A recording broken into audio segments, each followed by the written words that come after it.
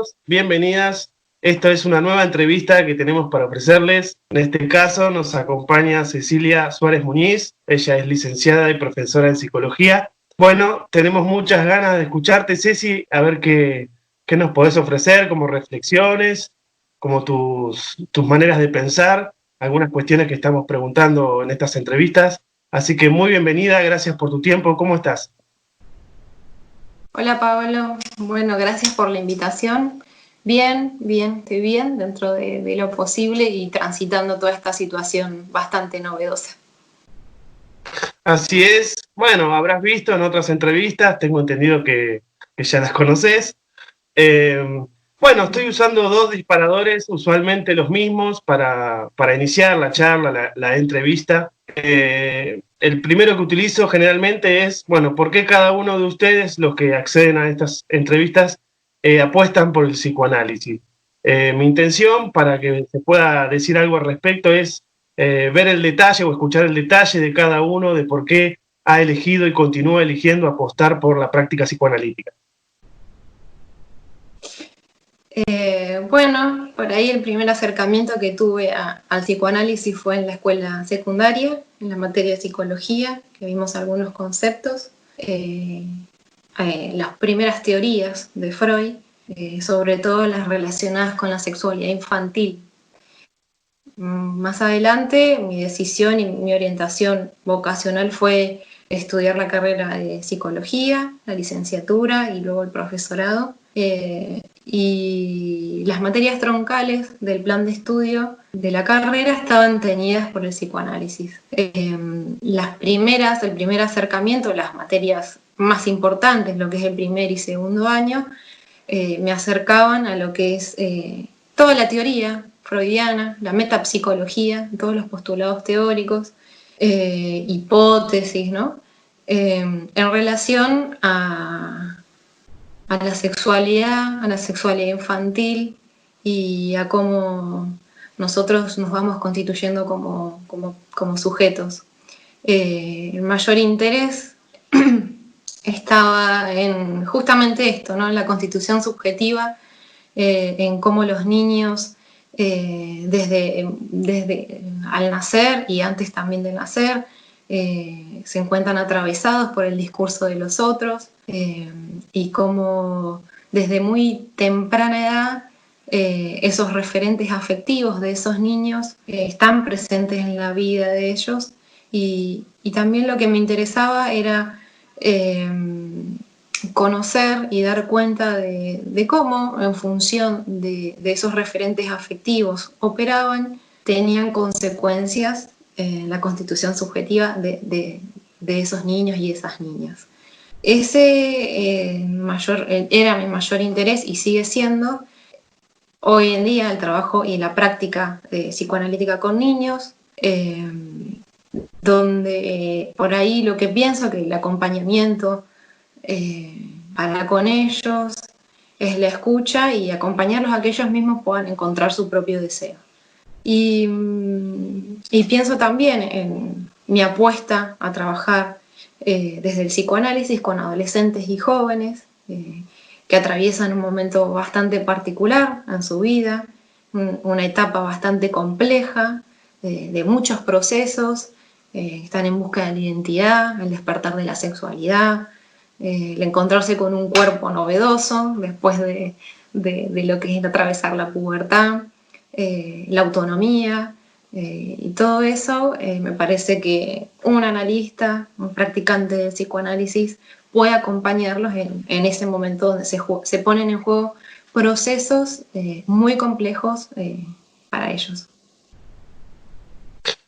Bueno, el recorrido que haces es muy interesante de escuchar, sos siempre muy precisa a la hora de usar concepciones o referencias del psicoanálisis y también estuvo bueno que puedas brindarnos algunos detalles de tu propia historia y de tu propia elección.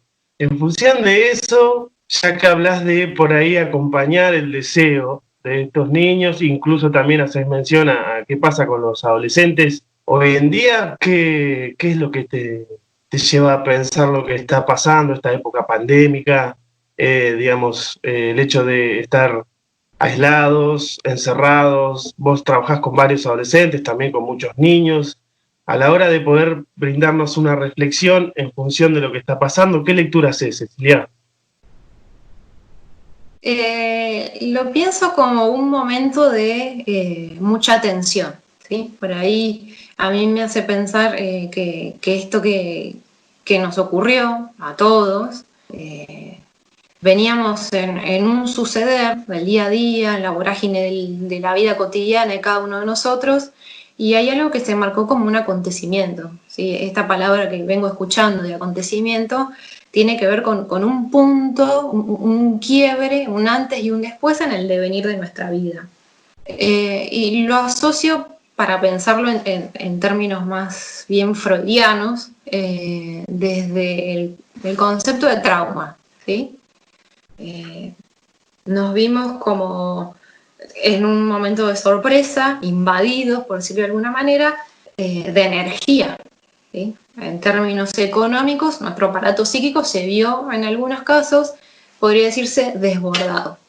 Yo lo pienso, cuando venía pensando en esto, pensé en la metáfora de un río que viene con su cauce normal, ¿no? Y de repente hay algo que se desborda. Y hay algo que hacer ahí, ¿sí? Algo hay que hacer, algo para que o cambie su curso, volverlo de alguna manera a que pueda seguir funcionando. Y ahí está la singularidad de cada uno. O sea, más allá de que esta haya sido una experiencia colectiva, el modo en que cada uno de nosotros pudo hacer algo con eso que nos desbordó, ahí está el detalle de cada uno. ¿Qué hacer con eso que nos desborda? ¿O qué hacer con eso que cambió cómo veníamos nosotros viviendo? Bien, ahora, en términos económicos, algo hay que hacer con eso que desbordó. Y ahí viene, por ahí, para pensarlo más del lado dinámico. ¿Cuáles son los mecanismos que nosotros, desde el modo de funcionar que tenemos, ponemos en juego para poder elaborar eso que nos está pasando? Mecanismos pueden haber varios, mecanismos de defensa, se me ocurre sublimación, algunos hablan de invención, ¿sí? Un concepto que también, esta palabra que resuena y resuena, lo de inventar, no quiere decir que uno va a descubrir algo, va a descubrir un modo de hacer con eso, sino más bien justamente a partir de nuestro propio modo de funcionar, poder hacernos de nuestros propios recursos, algo que nosotros ya teníamos, ponerlo al servicio de poder tramitar algo de lo que nos está pasando. Y eso genera un vaciamiento, ¿sí? Con esto de invención, digamos, tal vez hay alguien que le gusta hacer algo y eso permite canalizar energía. A veces lo que nos gusta hacer, lo que deseamos hacer, lo que nos da placer, por lo general queda destinado a actividades de fines de semana. Y justamente por esto de la vida cotidiana, el postergar, el no tener tiempo, impide que hagamos estas cosas que nos gustan. Y tal vez en este momento está bueno ponerlas a jugar, ¿sí? Y retomando esto de la metáfora de un río, digamos, todo esto implica un trabajo, implica trabajo psíquico, y eso tiene consecuencias. Los tiempos en los cuales uno se sorprendió, quedó como descolocado, puso a trabajar y poder elaborar eso, son tiempos subjetivos. Cada uno lo podrá ir elaborando de una manera bastante singular y con tiempos con los cuales cada uno cuenta. Insisto con esto de la idea de trabajo psíquico, porque por ahí lo que más he escuchado, y sobre todo en los adolescentes, es el estar agotado, el estar agobiados, el estar cansados. O sea, sumado a todo el proceso que ellos atraviesan por estar en la adolescencia, todos los procesos que van atravesando de pérdida, de duelo, de construcción de nuevos referentes, en búsqueda de su identidad y de autonomía, se le suma esta situación que en muchos he escuchado cierto agotamiento. Agotamiento en poder resolver esto que está pasando y también en responder a la escuela, ¿sí? Hay algunos que no están pudiendo responder a todas estas exigencias de la escuela que se ha metido, digamos, en sus casas, casi sin horarios, sin poder regular horarios. Y eso es otra de las cosas que yo noto, sobre todo con adolescentes, es la desregulación de sus horarios. No hay en su vida cotidiana actividades u otras instituciones como las escolares o un club, un deporte o otra disciplina que practiquen que venga a ordenar esos horarios. Entonces, sí lo que noto es como que están desregulados esos horarios y eso como consecuencia trae de alguna u otra manera a veces conflictos en la convivencia con los otros en los cuales comparten la cuarentena.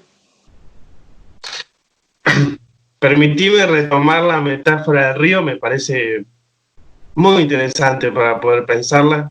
La metáfora esta del río que vos nombrás me hizo pensar rápidamente en, bueno, si no se puede encauzar todo eso que se desborda nuevamente al canal originario, el psicoanálisis tiene una oportunidad de ir acompañando el deseo de un otro y en todo caso ir haciendo pequeños canales nuevos como para que ese desborde de agua pueda fluir de una manera nueva, pero siempre de alguna manera ordenada, para que ese desborde no sea tan invasivo.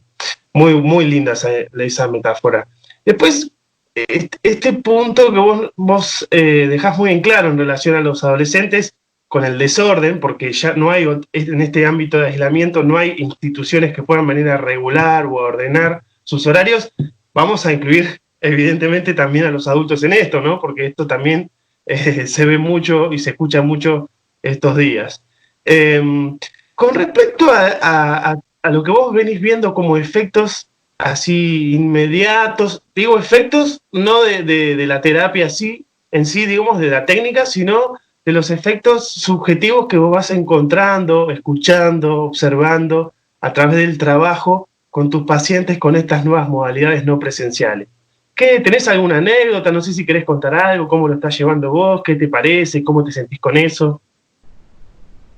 Bueno, por ahí dar continuidad un poco a lo que venía diciendo en relación al trabajo con adolescentes, he escuchado a adolescentes angustiados, preocupados por la posibilidad de que algún ser querido le pase algo, se infecte o se enferme.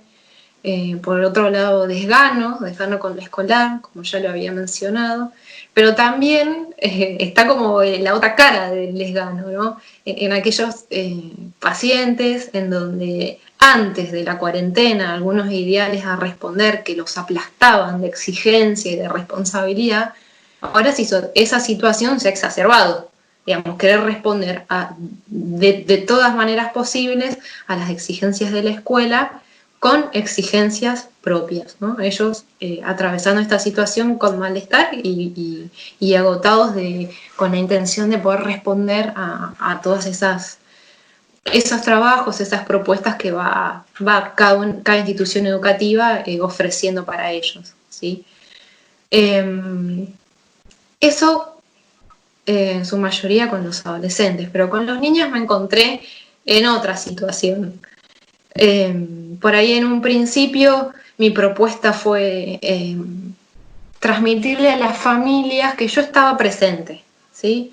Escribirles, ver cómo estaban, a modo también de que tengan mi contacto y que en caso que lo requieran, que ellos puedan acudir. Claro, pero esto fue los primeros 15 días. O sea, yo también me veo atravesada por esto de la cuarentena, decir, bueno, en 15 días ya está, nos volvemos a ver en el consultorio, esto ya va a pasar, muy equivocada. Así que me tuve que ver con otra propuesta, decir, bueno, esto da para largo y había algo que sostener ahí. Sobre todo el vínculo transferencial. Creo que por ahí lo más novedoso es que uno los invitaba a los niños, a las niñas, a través de sus padres, claramente, a que puedan consentir otro modo de encuentro. Y la verdad que eso fue posible con niños y con niñas, pero sobre todo porque las familias accedieron, ¿sí?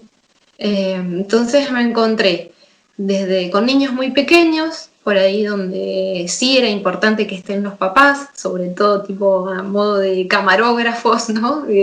Siguiéndolos a ver dónde estaban.